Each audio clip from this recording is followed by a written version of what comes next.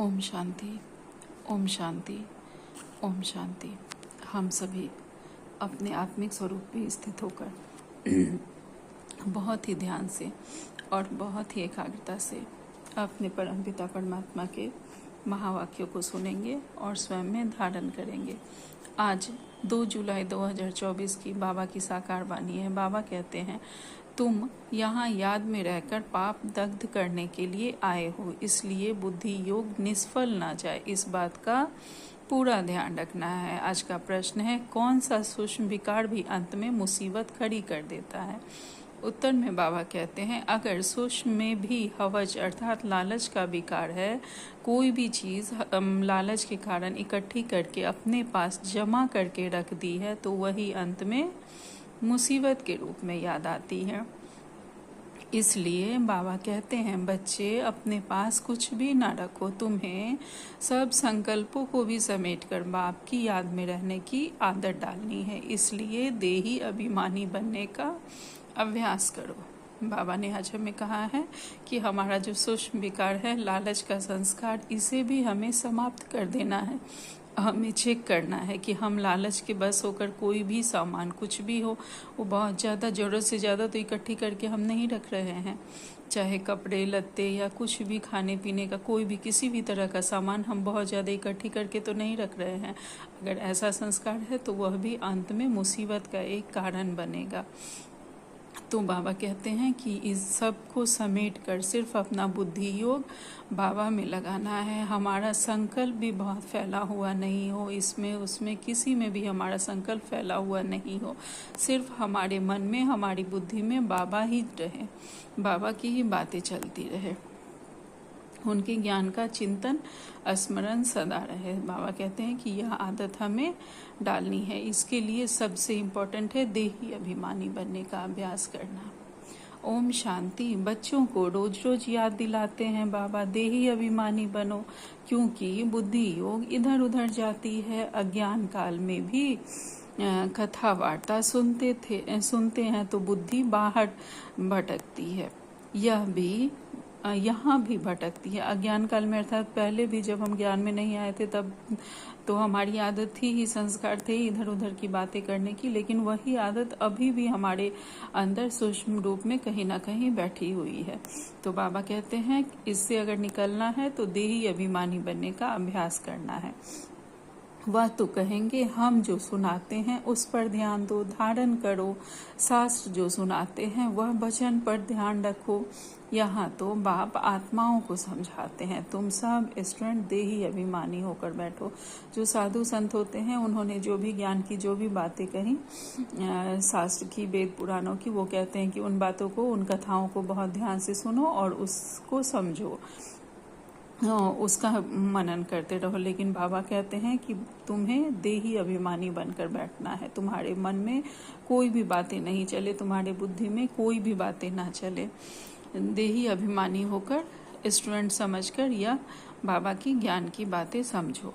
शिव बाबा आते हैं पढ़ाने के लिए। ऐसा कोई कॉलेज नहीं होगा जहाँ समझेंगे शिव बाबा पढ़ाने आते हैं। ऐसा स्कूल होना ही चाहिए। पुरुषोत्तम संगम युग पर स्टूडेंट बैठे हैं और यह भी समझते हैं परम पिता परमात्मा आते हैं हमको पढ़ाने, शिव बाबा आते हैं हमको पढ़ाने। पहली पहली बात समझाते हैं, तुमको पावन बनना है तो मामेकम याद करो। परंतु माया घड़ी घड़ी भुला देती है, इसलिए बाप खबरदार करते हैं। कोई भी समझाना है तो भी पहली पहली बात समझाओ। कोई को भी अगर हम समझा रहे हैं तो सबसे पहली बातें समझाना है कि भगवान कौन है। भगवान जो पतित पावन, दुख हरता, सुख करता है, वह कौन है और कहाँ है। उनको याद तो सब करते हैं। जब कोई आफतें आती हैं, कहते हैं भगवान रहम करो। किसको बचाना होता है तो भी कहते हैं, हे भगवान, ओ गॉड, हमको दुख से लिबरेट करो। दुख तो सबको है, यह तो पक्का मालूम है। सतयुग को सुखधाम कहा जाता है, कलयुग को दुखधाम कहा जाता है। यह बच्चे जानते हैं, फिर भी माया भुला देती है।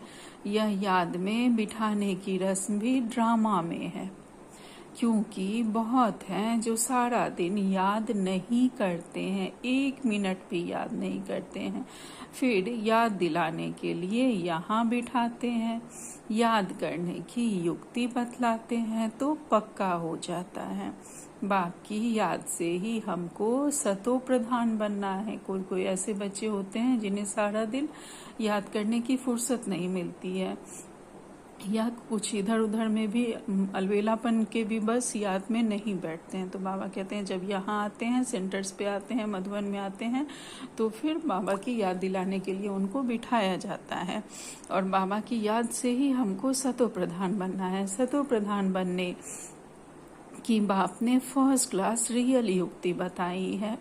पतित पावन तो एक ही है, वह आकर युक्ति बताते हैं। यहाँ तुम बच्चे शांति में तब बैठते हो जबकि बाप के साथ योग है। अगर बुद्धि का योग यहाँ वहाँ गया तो शांत नहीं है, गोया अशांत है। जितना समय यहाँ वहाँ बुद्धि योग गया वह निष्फल हुआ, क्योंकि पाप तो कटते नहीं। अगर हमारा बुद्धि योग बाबा से क्लियर नहीं है, बाबा ने अभी के अव्यक्त मुरली में भी बात कही है कि हमें मन को स्वच्छ रखना है और बुद्धि को बिल्कुल क्लियर रखना है, तभी हमारा योग बाबा से लगेगा। ओम शांति।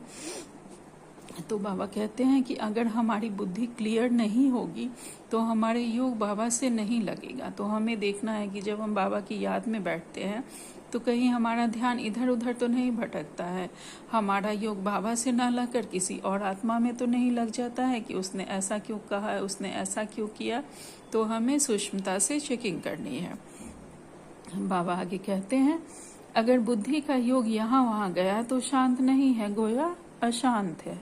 अर्थात हमारे अंदर अशांति है। अगर हमारा मन इधर उधर भटक रहा है तो अशांति में रहेंगे, तो स्वतः ही बाबा की ही याद में रहेंगे। जितना समय यहाँ वहाँ बुद्धि योग गया वह निष्फल हुआ, क्योंकि पाप तो कटेंगे नहीं। दूसरे किसी से योग लगा के हमारा पाप नहीं कटेगा, सिर्फ बाबा से योग लगा के कटेगा। और योग हमारा किसी और से लग जाता है अगर हम यहाँ शांत हैं अंदर से। तो दुनिया यह नहीं जानती है कि पाप कैसे कटते हैं। यह बड़ी महीन बातें हैं। बाप ने कहा है मेरी याद में बैठो, तो जब तक याद की तार जुटी हुई है उतना समय सफलता है। जब तक बाबा से हमारे याद का तार जुटा हुआ है तब तक हमें सफलता मिल रही है। हमारे पाप दग्ध हो रहे हैं। और जैसे ही किसी और से लगता है हमारा योग, तो फिर हमारा योग सफल नहीं होता है। जरा भी बुद्धि इधर उधर गई तो वह टाइम वेस्ट हुआ, निष्फल हुआ। बाप का डायरेक्शन है ना कि बच्चे मुझे याद करो, अगर याद नहीं किया तो निष्फल हुआ। इससे क्या होगा, तुम जल्दी सतो प्रधान नहीं बनेंगे, फिर तो आदत पड़ जाएगी, यह होता रहेगा। आत्मा इस जन्म के पाप तो जानती है। भल कोई कहते हैं हमको याद नहीं है, परंतु बाबा कहते हैं 3-4 वर्षों से लेकर सब बातें याद रहती हैं। शुरू में इतने पाप नहीं होते हैं जितने बाद में होते हैं। दिन प्रतिदिन क्रिमिनल आई होती जाती है। त्रेता में 2 कला कम होती है। चंद्रमा की 2 कला कितने में कम होती है, धीरे धीरे कम होती जाती है। फिर 16 कला संपूर्ण भी चंद्रमा को कहा जाता है, सूर्य को नहीं कहा जाता है। चंद्रमा की है 1 मास की बात, या फिर है कल्प की बात। जैसे चंद्रमा का हर दिन एक कम होते जाता है, इसी तरह हर कल्प में कल्प के बाद हमारी एक एक कला कम होती जाती है। हम 16 कला संपूर्ण सतयुग में होते हैं, फिर त्रेता में 14 कला संपूर्ण बनते हैं। आगे बाबा कहते हैं यह फिर है कल्प की बात। दिन प्रतिदिन नीचे उतरते जाते हैं, फिर याद की यात्रा से ऊपर चढ़ सकते हैं। फिर तो दरकार नहीं जो हम याद करें और ऊपर चढ़े। जब हम वहाँ सतयुग में चले जाएंगे तब तो दरकार नहीं रहेगी कि हम याद करें और ऊपर चढ़ें। सतयुग के बाद फिर नीचे ही उतरना रहता है। तो बाबा कहते हैं सतयुग के बाद फिर उतरना है। सतयुग में भी याद करे तो नीचे उतरे ही नहीं। ड्रामा अनुसार उतरना ही है तो याद ही नहीं करते हैं। ड्रामा में है कि वहाँ से हमें नीचे ही उतरना है, इसलिए वहाँ याद का कोई पार्ट ही नहीं है। वहाँ ना हमें बाबा याद रहते हैं, ना हमें ये ज्ञान याद रहता है। लेकिन हम संपूर्ण निर्विकारी हैं, हम बिल्कुल मर्यादा पुरुषोत्तम रहते हैं, बिल्कुल प्योर रहते हैं। ये बातें हम जानते हैं। ड्रामा अनुसार उतरना ही है तो याद ही नहीं करते हैं। उतरना भी जरूर है। फिर याद करने के का उपाय बाप ही बतलाते हैं, क्योंकि ऊपर जाना है। संगम पर ही आकर बाप सिखलाते हैं। यहाँ से बाबा आकर बताते हैं संगम पर कि अब हमें ऊपर जाना है और सतयुग से फिर हमें नीचे ही उतरना रहता है। यही ड्रामा है, यही कल्प कल्प होता आया है।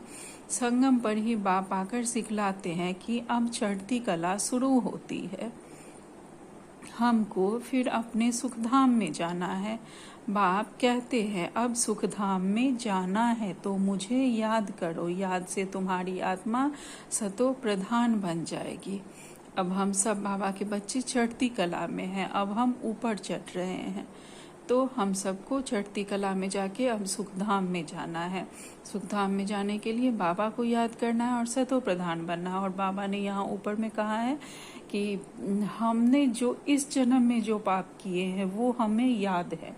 भले कोई नहीं एक्सेप्ट करे, लेकिन अगर हम बहुत ध्यान से देखेंगे और खास करके बाबा की याद में, अगर हमारा बाबा के साथ योग अच्छा है तो हमने जो भी गलतियां की है इस जन्म में वो एक एक करके हमें याद आती है।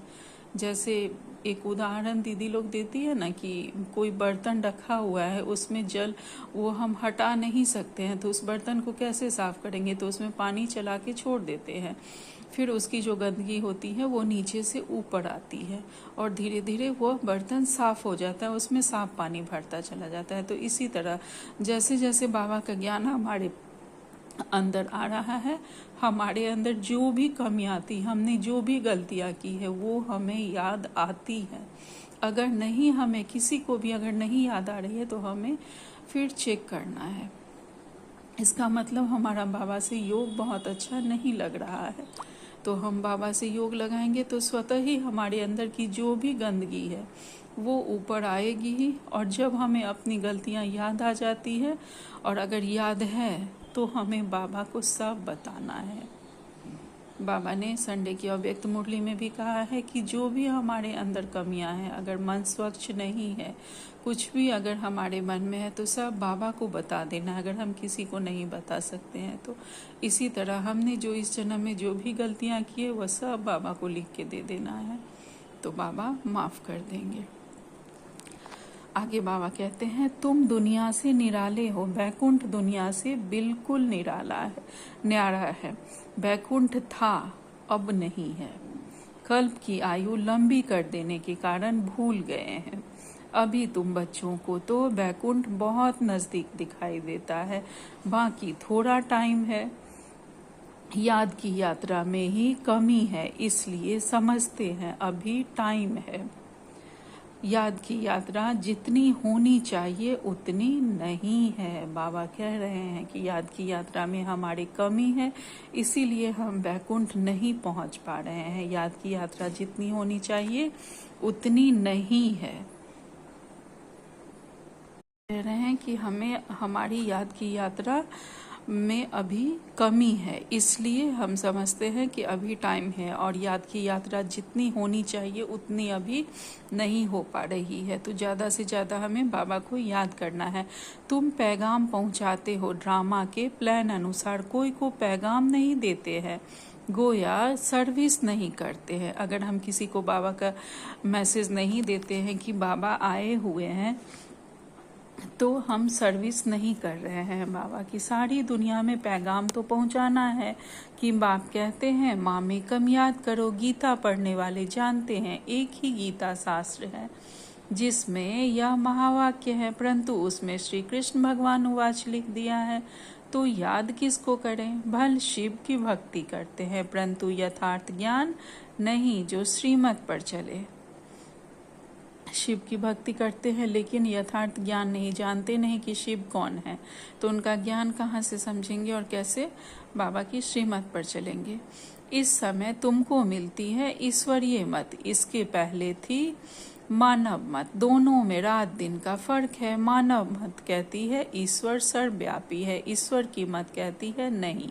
बाप कहते हैं मैं आया हूँ स्वर्ग की स्थापना करने, तो जरूर यह नर्क है, यहाँ 5 विकार सब में प्रवेश है। विकारी दुनिया है तब तो मैं आता हूँ निर्विकारी बनाने के लिए। जो ईश्वर के बच्चे बने उनके पास विकार तो हो नहीं सकता। जो बाबा के बच्चे बनेंगे उनके पास विकार नहीं होंगे, और अगर है भी तो बाबा के योग से धीरे धीरे वह स्वतः समाप्त हो जाते हैं। रावण का चित्र 10 शीश वाला दिखाते हैं। कभी कोई कह न सके कि रावण की सृष्टि निर्विकारी है। रावण की सृष्टि में सिर्फ विकार ही विकार थे। कलयुग जो रावण का राज्य था उसमें सिर्फ विकार ही विकार थे। कलयुग द्वापर से रावण का राज्य शुरू होता है और विकार की प्रवेशता हो जाती है। तुम जानते हो अभी रावण राज्य है, सभी में 5 विकार है। सतयुग में है राम राज्य, कोई में विकार नहीं। इस समय मनुष्य कितने दुखी हैं, शरीर को कितने दुख लगते हैं। यह है दुख धाम। सुख धाम में तो शारीरिक दुख भी नहीं होते हैं। यहाँ तो कितनी हॉस्पिटल भरी हुई है। इनको स्वर्ग कहना बड़ी भूल है, तो समझकर औरों को समझाना है। वह पढ़ाई कोई को समझाने के लिए नहीं है। लौकिक में जो हम पढ़ते हैं, जो भी शास्त्र वगैरह पढ़ते हैं वो सब, या फिर जो लौकिक पढ़ाई होती है वो इम्तिहान पास किया और नौकरी पर चढ़ा। यहाँ तो तुमको सबको पैगाम देना है। सिर्फ एक बाप थोड़े ही देंगे। जो बहुत होशियार हैं उनको टीचर कहा जाता है, कम होशियार है उनको स्टूडेंट कहा जाता है। तुम्हें सबको पैगाम देना है, पूछना है भगवान को जानते हो? वह तो बाप है सबका। तो मूल बात है बाप का परिचय देना, क्योंकि कोई जानते नहीं है। ऊंचते ऊंच बाप है, सारे विश्व को पावन बनाने वाला है। सारा विश्व पावन था जिसमें भारत ही था, और कोई धर्म वाला कह न सके कि हम नई दुनिया में आए हैं। वह तो समझते हैं हमारे से आगे कोई होकर गए हैं। क्राइस्ट भी जरूर कोई में आएगा, उनके आगे जरूर कोई थे। बाप बैठ समझाते हैं मैं इस ब्रह्मा तन में प्रवेश करता हूँ। यह भी कोई मानते नहीं कि ब्रह्मा के तन में आते हैं। अरे ब्राह्मण तो चाहिए जरूर। ब्राह्मण कहाँ से आएंगे? जरूर ब्रह्मा से ही तो आएंगे ना। अच्छा, ब्रह्मा का बाप कभी सुना? वह है ग्रेट ग्रेट ग्रैंड फादर। उनका साकार फादर कोई नहीं। ब्रह्मा का साकार बाप कौन? अर्थात शास्त्रों में भी कहीं ये जिक्र नहीं है कि ब्रह्मा के पिता कौन है। उसके बारे में बाबा बता रहे हैं। कहते हैं कि वह है ग्रेट ग्रेट ग्रैंड फादर। उनका साकार फादर कोई नहीं। ब्रह्मा का साकार बाप कौन? कोई बतला न सके। ब्रह्मा तो गाया हुआ है, प्रजापिता भी है। जैसे निराकार शिव बाबा कहते हैं उनका बाप बताओ, फिर साकार प्रजापिता ब्रह्मा का बाप बताओ। शिव बाबा तो एडॉप्ट किया हुआ नहीं है, यह एडॉप्ट किया हुआ है। कहेंगे इनको शिव बाबा ने एडॉप्ट किया है, अर्थात ब्रह्मा बाबा को शिव बाबा ने एडॉप्ट किया है, उन्हें अपना बच्चा बनाया, उनके में बाबा ने प्रवेश किया। विष्णु को शिव बाबा ने एडॉप्ट किया है, ऐसा नहीं कहेंगे। यह तो तुम जानते हो, ब्रह्मा सो विष्णु बनते हैं। एडॉप्ट तो हुआ नहीं। शंकर के लिए भी बताया है, उनका कोई पार्ट है नहीं। ब्रह्मा सो विष्णु, विष्णु सो ब्रह्मा, यह 84 का चक्र है। शंकर फिर कहाँ से आया? उनकी रचना कहाँ है? बाप की तो रचना है। वह सब आत्माओं का बाप है और ब्रह्मा की रचना है सब मनुष्य। शंकर की रचना कहाँ है? शंकर से कोई मनुष्य दुनिया नहीं रची जाती है। बाप आकर सब बातें समझाते हैं, फिर भी बच्चे घड़ी घड़ी भूल जाते हैं। हर एक की बुद्धि नंबरवार है ना। जितनी बुद्धि उतनी टीचर की पढ़ाई धारण कर सके।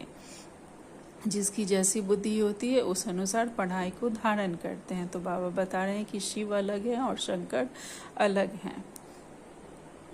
जितनी बुद्धि उतनी टीचर की पढ़ाई धारण कर सकते हैं। यह है बेहद की पढ़ाई। पढ़ाई के अनुसार ही नंबरवार पद पाते हैं। भल पढ़ाई एक ही है मनुष्य से देवता बनने की, परंतु डिनाइस्टी बनती है ना। यह भी बुद्धि में आना चाहिए कि हम कौन सा पद पाएंगे। राजा बनना तो मेहनत का काम है। राजाओं के पास दास दासियां भी चाहिए। दास दासियां कौन बनते हैं यह भी तुम समझ सकते हो। नंबरवार पुरुषार्थ अनुसार हर एक को दासियां मिलती होंगी। तो ऐसा नहीं पढ़ना चाहिए जो जन्म जन्मांतर दास दासी बने। पुरुषार्थ करना है ऊंच बनने की। तो सच्ची शांति बाप की याद में है। जरा भी बुद्धि इधर उधर गई तो टाइम वेस्ट हुआ, कमाई कम होगी, सतो प्रधान बन नहीं सकेंगे। यह भी समझाया है कि हाथों से काम करते रहो, दिल से बाप को याद करते रहो। शरीर को तंदुरुस्त रखने के लिए घूमना फिरना यह भी भल करो, परंतु बुद्धि बाबा की याद में रहे। अगर साथ में कोई हो तो झड़मुई झगमुई नहीं करनी है, अर्थात इधर उधर की बातें नहीं करनी है। बाबा के ज्ञान का ही चिंतन करना है। यह तो हर एक की दिल गवाही देती है। बाबा समझा देते हैं ऐसी अवस्था में चक्कर लगाओ। पादरी लोग जाते हैं एकदम शांत में। तुम लोग ज्ञान की बातें सारा समय तो नहीं करेंगे। फिर जवान को शांत में लाकर शिव बाबा की याद में रेस करनी चाहिए। बाबा कहते हैं जैसे पादरी लोग शांति से एकदम जाते आते हैं, कार्य करते हैं, वैसे ही हम लोगों को शांति में रहना है। और ज्ञान की बातें सारा समय तो नहीं हम कर सकते हैं, तो जितना कम से कम बोलना है और शांति में रहकर बाबा की याद कितनी ज़्यादा हम कर सकते हैं। तो एक दूसरे से हमें रेस करनी है कि कौन ज़्यादा बाबा की याद में रहते हैं। जैसे खाने के समय बाबा कहते हैं याद में बैठकर खाओ, अपना चार्ट देखो। बाबा अपना तो बताते हैं कि हम भूल जाते हैं। कोशिश करता हूँ, बाबा को कहता हूँ बाबा हम पूरा समय याद में रहूँगा, आप हमारी खांसी बंद कर दो, शुगर कम कर दो। ब्रह्मा बाबा बताते हैं कि मैं भूल जाता हूँ बाबा को, तो मैं कोशिश करता हूँ याद में रहने की। बाबा कहते हैं अपने साथ जो मेहनत करता हूँ वह बताता हूँ, परंतु मैं खुद ही भूल जाता हूँ, तो खांसी कैसे कम होगी। जो बातें बाबा के साथ करता हूँ वह सच सुनाता हूँ। बाबा बच्चों को बता देते हैं, बच्चे बाप को नहीं सुनाते। लज्जा आती है, झाड़ू लगाओ, खाना बनाओ तो भी शिव बाबा की याद में बनाओ तो ताकत आएगी। बाबा में जो कमियां थी ब्रह्मा बाबा में वह बता देते थे, लेकिन बाबा ने जिन्हें अडॉप्ट किया, जो हम बाबा के बच्चे बने थे, हम बाबा को नहीं बताते हैं, हमें सुनाने में लज्जा आती है। तो बाबा कहते हैं झाड़ू लगाओ, खाना बनाओ तो भी शिव बाबा की याद में बनाओ तो ताकत आएगी। यह भी युक्ति चाहिए, इसमें तुम्हारा ही कल्याण होगा। फिर तुम याद में बैठेंगे तो औरों को भी कशिश होगी। एक दो को कशिश तो होती है ना। जितना तुम जास्ती याद में रहेंगे उतना सन्नाटा अच्छा हो जाएगा। एक दो का प्रभाव ड्रामा अनुसार पड़ता है। याद की यात्रा तो बहुत कल्याणकारी है, इसमें झूठ बोलने की दरकार नहीं। हम भी जो अगर बाबा की याद में रहेंगे तो हमें देखकर जो भी बाबा के और भी बच्चे होंगे जो किसी कारण बस बहुत अच्छे से पुरुषार्थ नहीं कर पाते हैं, तो उन्हें भी कशिश होगी। वो भी फिर हमें देख के बाबा की याद में ज़्यादा से ज़्यादा रहेंगे। भोजन बनाते समय, करते समय, कोई कार्य करते समय हमें देख के उनका भी पुरुषार्थ अच्छा होगा। तो बाबा ने कहा है सबको सहयोग देख के सबको ऊपर उठाना है और सबको साथ लेके जाना है। आगे बाबा कहते हैं, 1-2 का प्रभाव ड्रामा अनुसार पड़ता है। याद की यात्रा तो बहुत कल्याणकारी है, इसमें झूठ बोलने की दरकार नहीं है। इस याद की यात्रा से सबका कल्याण ही होना है। अगर हमें देखा देखी दूसरे भी याद में रहते हैं तो सबका कल्याण होगा। सच्चे बाप के सच्चे बच्चे हैं तो सच्चा होकर चलना है। बच्चों को तो सब कुछ मिलता है, विश्व की बादशाही मिलती है, तो फिर लोभ कर 10-20 साड़ियाँ आदि इकट्ठी क्यों करते हो? अगर बहुत चीज़ें इकट्ठी करते रहेंगे तो मरने के समय भी याद आएगी। इसलिए मिसाल देते हैं कि स्त्री ने उनको कहा लाठी भी छोड़ दो, नहीं तो यह भी याद आएगी। कुछ भी याद नहीं रहना चाहिए। जब हम शरीर छोड़े उस समय बाबा के सिवाय और कुछ भी याद नहीं रहे, कहीं भी हमारा बुद्धि योग नहीं हो, नहीं तो अपने लिए ही मुसीबत लाते हैं। झूठ बोलने से 100 गुना पाप चढ़ जाता है। शिव बाबा का भंडारा सदैव भरा रहता है, झांकती रखने की भी दरकार नहीं है। हमारी जो भी जरूरत होगी, हमारा बाबा का भंडारा, जब हमने अपने घर को, अपने आप को बाबा को सौंप दिया तो हमारा भंडारा सदा भरा रहेगा। बाबा का ये भंडारा हो गया, वो सदा भरपूर ही रहेगा। बाबा हमें किसी चीज़ की दिक्कत नहीं होने देंगे। इसलिए बाबा कहते हैं जास्ती रखने की दरकार क्या है। जिसकी चोरी हो जाती है तो सब कुछ दिया जाता है। तुम बच्चों को बाप से रजाई मिलती है तो क्या कपड़े आदि नहीं मिलेंगे? बाबा कहते हैं कि हमें तो बाबा पूरा सतयुग का 21 जन्मों का वर्षा दे रहे हैं, तो क्या कपड़े नहीं मिलेंगे? हमें सिर्फ फालतू खर्चा नहीं करना चाहिए, क्योंकि अबलाएं ही मदद करती हैं। स्वर्ग स्थापन में उनके पैसे ऐसे बर्बाद भी नहीं करने चाहिए। वह तुम्हारी परवरिश करती हैं, तो तुम्हारा काम है उन्हों की परवरिश करना, नहीं तो 100 गुना पाप सिर पर चढ़ता है। अच्छा, मीठे मीठे से खिलते बच्चों प्रति माता पिता बाप दादा का याद प्यार और गुड मॉर्निंग। रूहानी बाप की रूहानी बच्चों को नमस्ते। हम सब रूहानी बच्चों की रूहानी माता पिता बाप दादा को याद प्यार, गुड मॉर्निंग और नमस्ते नमस्ते नमस्ते। शुक्रिया मेरे मीठे प्यारे बाबा, आपका लाख लाख शुक्रिया। आज धारणा के लिए मुख्य सार में बाबा ने पहली पॉइंट कही है, बाप की याद में बैठते समय जरा भी बुद्धि योगी इधर उधर नहीं भटकनी चाहिए। सदा कमाई जमा होती रहे, याद ऐसी हो जो सन्नाटा हो जाए। शरीर, दूसरी पॉइंट में बाबा ने कहा है, शरीर को तंदुरुस्त रखने के लिए घूमने फिरने जाते हो तो आपस में झड़मुई झगमुई पर चिंतन नहीं करना है। जवान को शांत रख बाप को याद करने की रेस करनी है। भोजन भी बाप की याद में खाना है। आज बाबा ने हमें वरदान दिया है, सफलता संपन्न भव। निश्चय बुद्धि बन कमजोर संकल्पों की जाल को समाप्त करने वाले सफलता संपन्न भव। हम बाबा के बच्चे निश्चय बुद्धि बनकर बाबा पे निश्चय रखकर हमारे अंदर के जो भी कमजोर संकल्प हैं उन सारे जालों को हम समाप्त करने वाले, हर कार्य में हर बात में सफलता प्राप्त करने वाले बाबा के हम सफलता संपन्न बच्चे हैं।